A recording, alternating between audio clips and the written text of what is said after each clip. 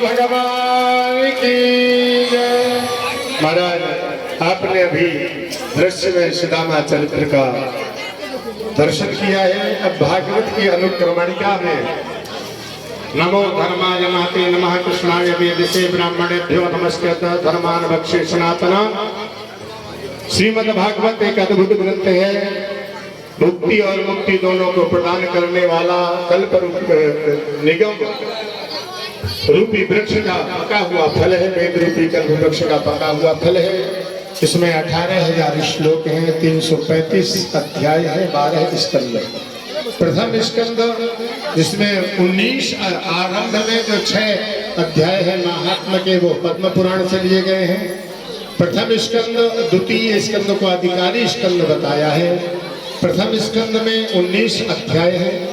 आरंभ में महाराज शौनकादिक ऋषियों ने सूत जी से 6 प्रश्न किए कि मनुष्य के कल्याण का साधन क्या है। तो उन्होंने बताया कृष्ण भक्ति परम श्रेय। कृष्ण भक्ति ही कलयुग में कल्याण का सबसे बड़ा साधन है। कलयुगी जीवों का वर्णन किया है, उनके कल्याण के लिए उपाय बताए हैं। उसके बाद में महाराज सुखदेव जी की जन्म की कथा है। वेद व्यास जी के अपरितोष का कारण बताया है। ग्रंथ की रचना, भागवत की रचना कराई है नारद जी की प्रेरणा से। परीक्षित जी को, सुखदेव जी को वेद व्यास जी ने श्रीमद् भागवत की व्याख्या सहित उसका अध्ययन कराया है। वही सुखदेव जी ने राजा परीक्षित को सुनाया। परीक्षित जी कौन है? तो उन्होंने बताया ये पांडव वंश के सम्राट हुए और भगवान की कृपा से गर्भ में नष्ट होने से भगवान ने इनको बचाया। परीक्षित जी के जन्म की कथा है। परीक्षित जी के कार्यकलाप है, उनके राज्य की चर्चा है। और कलयुग के द्वारा निग्रहित होने के कारण इनको समीक ऋषि का अपमान करना पड़ा। बुद्धि बदलने के कारण और समीक पुत्र संगी ने परीक्षित जी को श्राप दिया कि आज के ठीक 7वें दिन तुम्हें ये तक्षक दंश करेगा, तुम्हारी मृत्यु होगी। जब परीक्षित को पता चला, अन्न जल का परित्याग करके गंगा जी के किनारे पहुंचे हैं। सभी अमलात्मा धर्मात्मा महात्मा उनको बचाने के लिए आए, लेकिन 7 दिन के अंदर कोई मुक्ति प्रदान करने में समर्थ नहीं हुआ।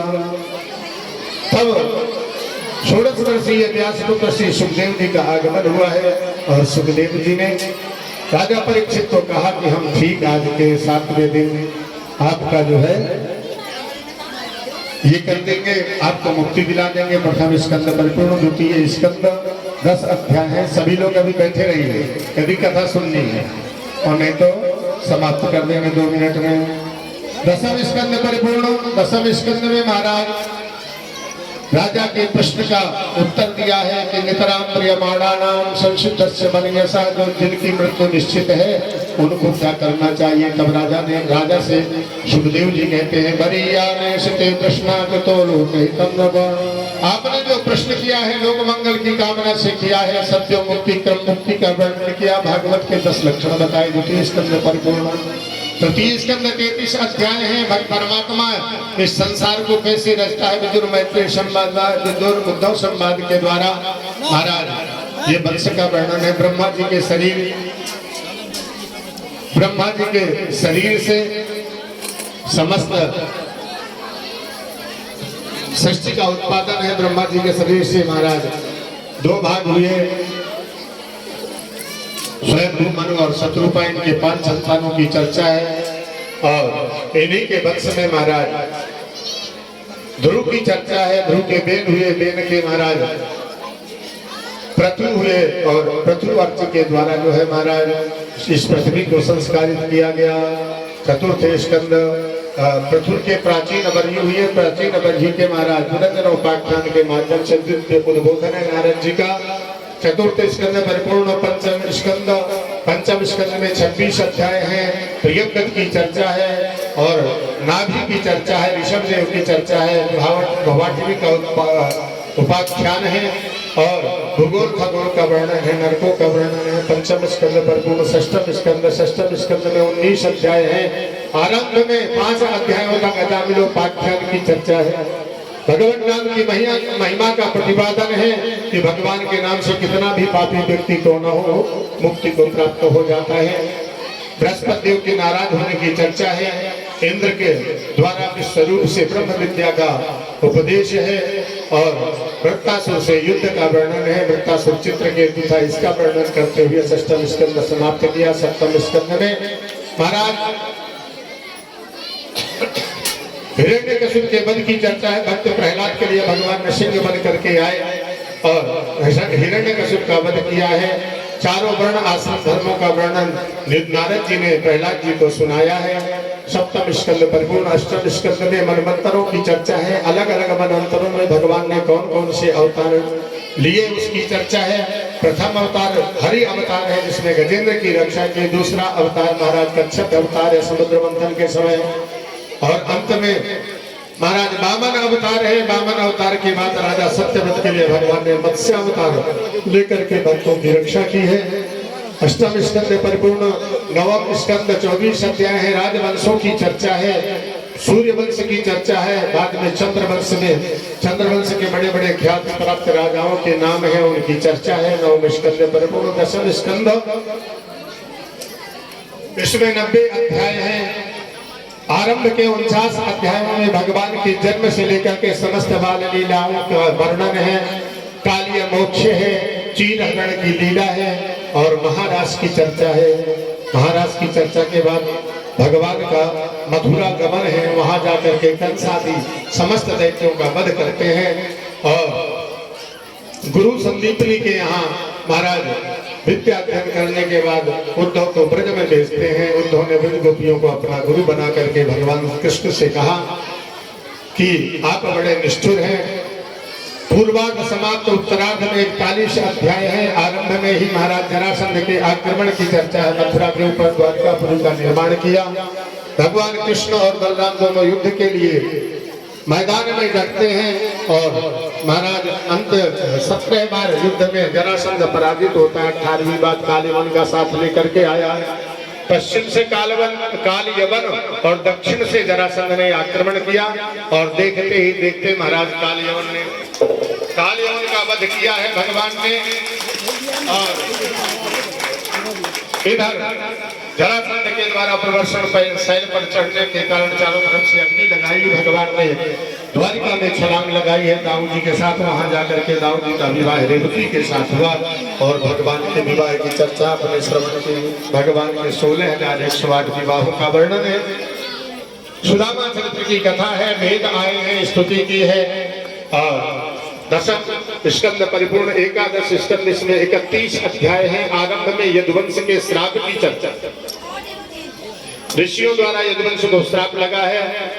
सांब के पेट में मूसल निकला है। उस मिसल को चूर्ण करके समुद्र में फेंकवाया गया। उससे ऐरक नाम की घास बनी है। और एक दिन यदुवंशियों ने महाराज सोमरस का पान किया मतवाले होकर के और ऋषियों के श्राप पश्चात आपस में लड़ने लगे। भगवान ने कहा कि भाई द्वारिका खाली करके आ जाओ। और जब प्रभाषक क्षेत्र में वहां गए हैं सबके सब तुम्हारा आपस में लड़ झगड़ करके मृत्यु को प्राप्त होने लगे। दाऊ जी मना करे लेकिन दाऊ जी की बात नहीं सुने। दाऊ जी को मारने को दौड़े। दाऊ जी अपने स्वरूप में विकसित होकर के समुद्र में प्रवेश कर गए। सारे यदुवंशी आपस में लड़ कर नष्ट हो गए। चतुः पंचावशेषिता 4 या 5 बचे ऐसा उल्लेख है। उसके बाद में भगवान अश्वत्थ वृक्ष के नीचे पांव के ऊपर पांव रख करके बैठते हैं। उद्धव जी को बद्री विशाल भेजते हैं। मैत्रेय में उनके पास थे और व्याध ने महाराज तीर मारा है भगवान के चरण में। भगवान के शरीर से एक ज्योति निकली है जाकर के भागवत जी में समाहित हो गई। बोलिए भक्तवत्सल भगवान की। भगवान का स्वधाम गमन हुआ है। एकादश स्कंद परिपूर्ण। द्वादश स्कंद में कलियुगी राजाओं का वर्णन है और कलियुग में सत्संग की महिमा का वर्णन है। 4 प्रकार के प्रलय का वर्णन है। और महाराज सुखदेव जी का गमन है। परीक्षित जी को कहा तुम तो राजन वरिष्यति पशु बुद्धि विमाप्ति। तुम मरोगे ये पशु बुद्धि छोड़ो। तुम शुद्ध सुबुद्ध हो, तुम्हारी मृत्यु नहीं हो सकती। जिस तरह से हम फटे पुराने वस्त्र बदल करके और नए वस्त्र धारण करते हैं, ऐसे जीवात्मा इस जीर्ण शीर्ण शरीर को छोड़ करके नए शरीर में प्रवेश करती है। दिव्य ज्ञान का उद्बोधन किया है, सुखदेव की विदाई हुई है और भागवत की अनुक्रमणिका बताई है। अंत में भागवत जी का श्लोक, अंतिम श्लोक बोला गया है। तो मैं पहले बोलूंगा, बाद में आप लोग मेरा सहयोग करेंगे, आप लोग भी बोलेंगे भागवत जी का अंतिम श्लोक। नाम संकीर्तनम यस्य, नाम संकीर्तनम यस्य, सर्व पाप प्रणाशनम, सर्व पाप प्रणाशनम, प्रणामो दुख समनस, प्रणामो दुख समनस, तं नमामि हरिं परम, तं नमामि हरिं परम, तं नमामि हरिं परम, तं नमामि हरिं परम। इति श्रीमद्भागवतम। भागवत जी परिपूर्ण होती है, भगवान के चरणों में प्रणाम करते हैं और व्यासासन पर बैठ करके हम आपके स्वजनों को, परिजनों को, बंधु बांधवों को, समस्त ग्रामवासी क्षेत्रवासियों को सबके लिए मंगल कामना का शुभाशीर्वाद देते हैं। सभी सुखी रहे, सभी मस्त रहे, सभी व्यस्त रहे। और यहाँ भगवान श्री राधा कृष्ण विराजमान है, तो एक होली के माध्यम से हम लोग होली जो हर वर्ष स्वामी जी कराते थे उसकी पूर्ति करेंगे। आप लोग बैठे रहेंगे और फूल मंगाए जाए और भगवान श्री राधा कृष्ण को बैठा करके पुष्प होली होगी। सब लोग बड़े ही तनमन मस्त होकर के पुष्प होली का आनंद लेंगे। उसके बाद जिसको ब्राह्मणों की पूजा करनी है, मंच में व्यास की पूजा करनी है, तो होली के बाद करेंगे। कुर्सी हटा दे और ठाकुर जी इनको, और ठाकुर जी को बैठाया जाए। और सारे अब तो वृंदावन में एकादशी से लेकर पूर्णिमा तक तो होली ही होली है ना। तो इसलिए सब लोग आनंदित हो जाएंगे। और सब लोग कह रहे हैं, क्या कह रहे हैं, भगवान राधा कृष्ण को बैठा के और फूल। बोलिए वृंदावन बिहारी लाल की।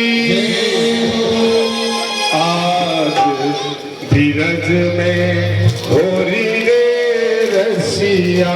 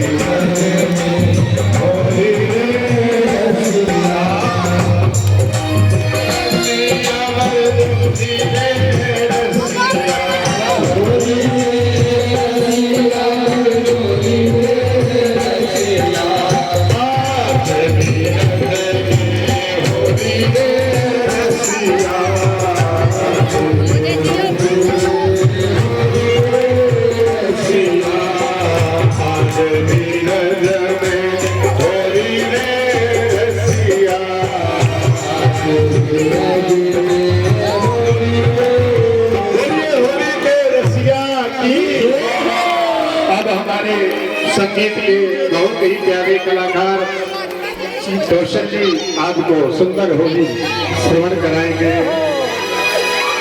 सुन ले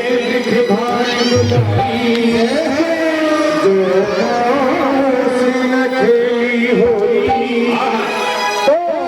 तेरी मेरी गति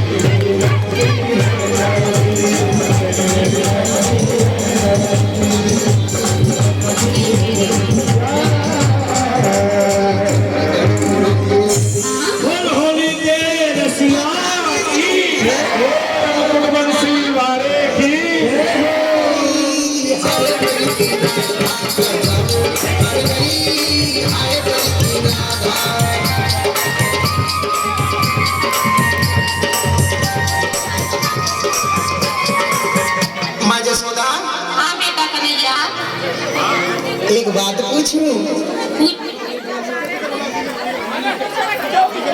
थोड़ा आप लोग पीछे और हो जाए, थोड़ा पीछे हो जाइए। यदि होली का पूरा आनंद लेना है जो और पीछे की और पीछे की।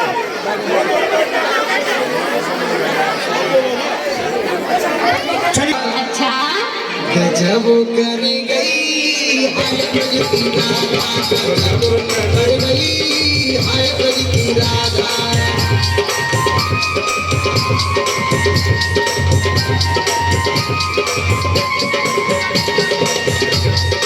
मैया, हाँ बेटा, तुमने गैया चराने गया ना बरसाने की ओर।